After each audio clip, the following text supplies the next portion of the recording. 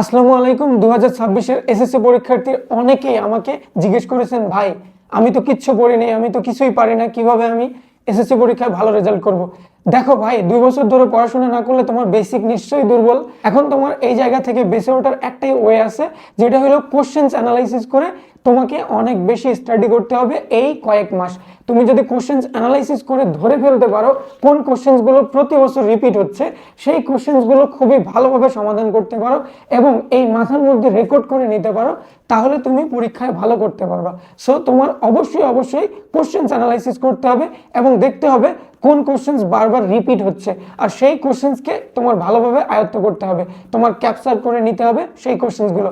তুমি যদি সেই কোশ্চেন্সগুলোর আনসারগুলো ঠিকঠাক মতো করতে পারো এবং যদি কোনো অঙ্কের মান চেঞ্জ করে দেওয়া হয় তারপরে তুমি যদি সেটা সলভ করতে পারো, তুমি যদি নিয়মটা সঠিকভাবে শিখে ফেলতে পারো, ইনশাআল্লাহ তুমি ভালো রেজাল্ট করবা।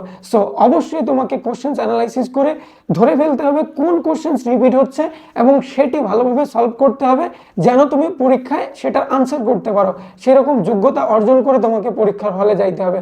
সো এখন থেকে সময় নষ্ট না করে যে কোশ্চেনগুলো বারবার রিপিট হয় সেই কোশ্চেনগুলো সলভ করার চেষ্টা করো। যদি নিজে না বুঝো, কোনো টিচারের কাছে যাও, টিচারের থেকে বুঝায় নাও কিভাবে সেই অঙ্কগুলো সমাধান করা যায় এবং প্রসেসটা ভালোভাবে মাথার মধ্যে ঢুকায় নাও। তাহলে তুমি দেখবা যে যদি মানও চেঞ্জ হয়ে যায়, যদি মান চেঞ্জ হয়েও আসে, তারপরে তুমি কিন্তু আনসার করতে পারবা। সো তোমার কোনো সমস্যা হবে না, ইজিলি তোমার A+ পাওয়া সম্ভব হবে। যেভাবেই পারো এই 2-3 মাসে পরীক্ষায় আসার মতো সিলেবাস শেষ করে নাও, তাহলে দেখবা তুমি ভালো রেজাল্ট করতে পারবা। সবার জন্য শুভকামনা, সবাই ভালো পরীক্ষা দিবা ইনশাআল্লাহ। সবার জন্য দোয়া থাকবে। আল্লাহ হাফেজ।